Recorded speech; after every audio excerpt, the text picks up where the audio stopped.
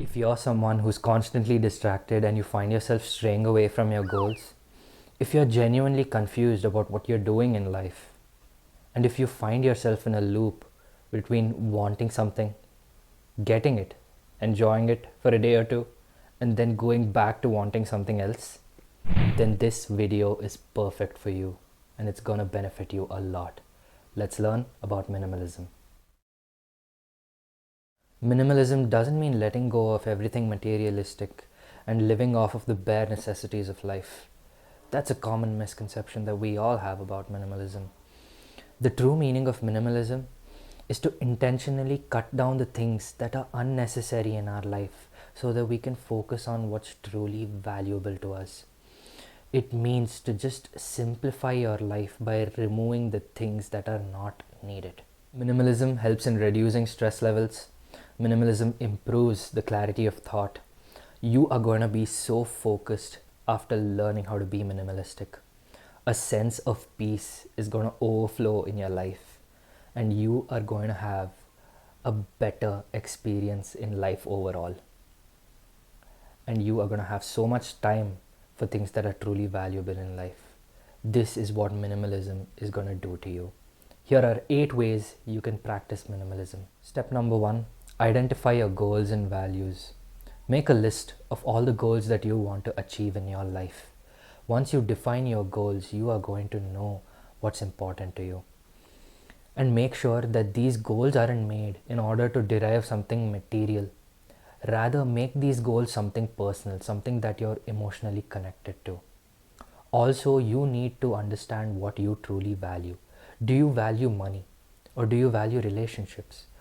Do you value spending time with someone? Do you value responsibility?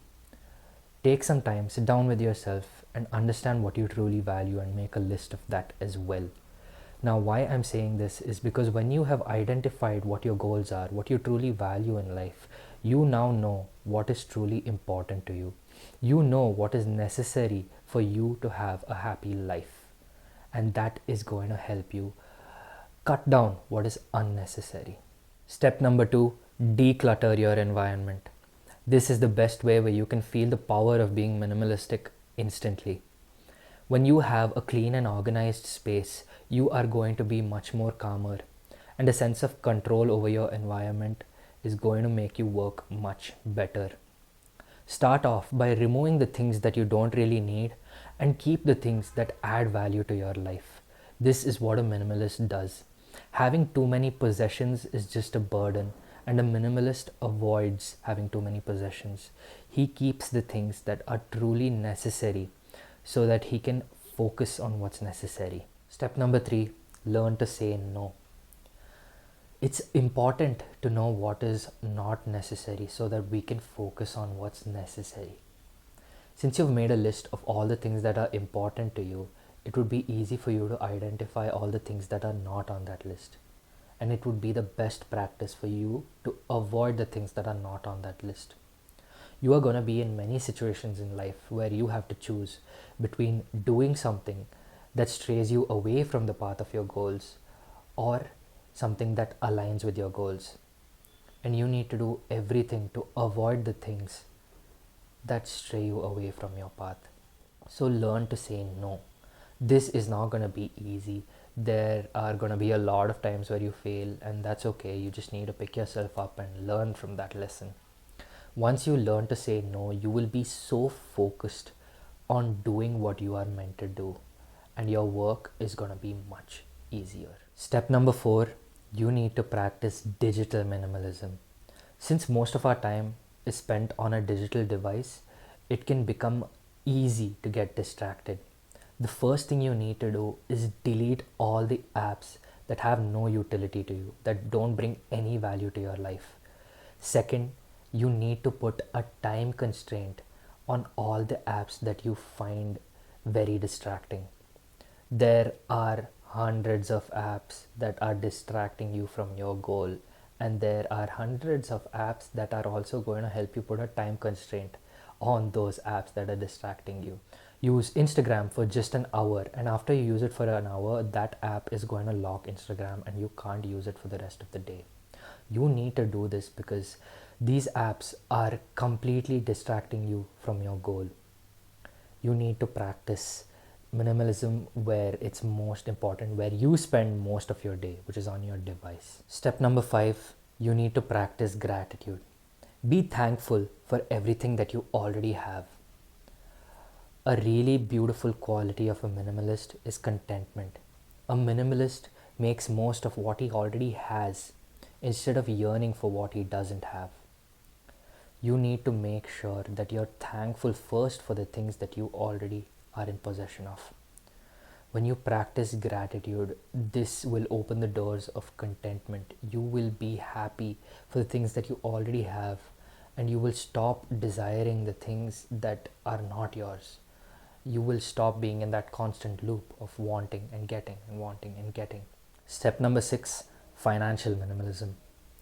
Minimalism, when applied to finances, means to invest your money in things that are necessary, things that will enhance your life, and things that will improve yourself. So be wise as to what you invest your money into. Save your money and put it into something that will grow over time. And don't make an impulse decision. Don't just buy something off the internet that you thought was nice but doesn't bring any value to your life. You get rich by not earning a lot of money but by keeping a lot of what you've earned. Step number 7, social minimalism. Socializing is an important part of every human being's life. The desire to have many friends, social status, have powerful acquaintances is inherent in most of us.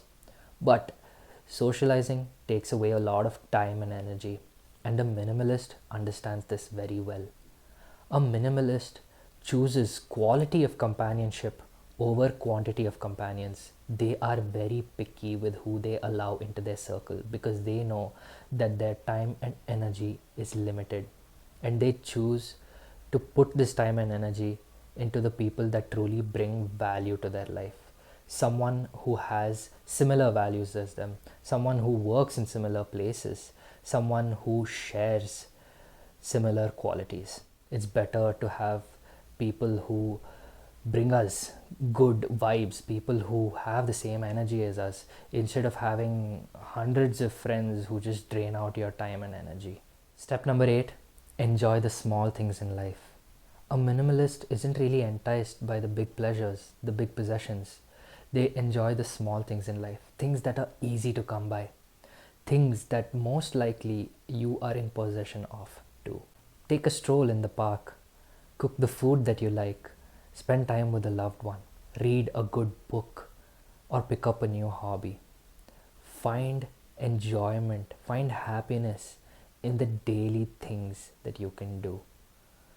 Be fully present in the moment and enjoy the experience of what you're doing. Once you start doing these things, you will realize that you don't really need the big possessions, the big pleasures to have fun in life. You will start to have a new appreciation for the things that you already have. This will make you a real minimalist. There you go. These are 8 ways where you can practice minimalism to live the best and most focused life that you can. I hope you liked the video. I am really new to YouTube and I would really like for your feedback in the comment section below. If you liked the video, please subscribe. It would help me a lot. And I am going to keep posting videos on self-development, health, and spirituality. So stay tuned and please subscribe if you're into those topics.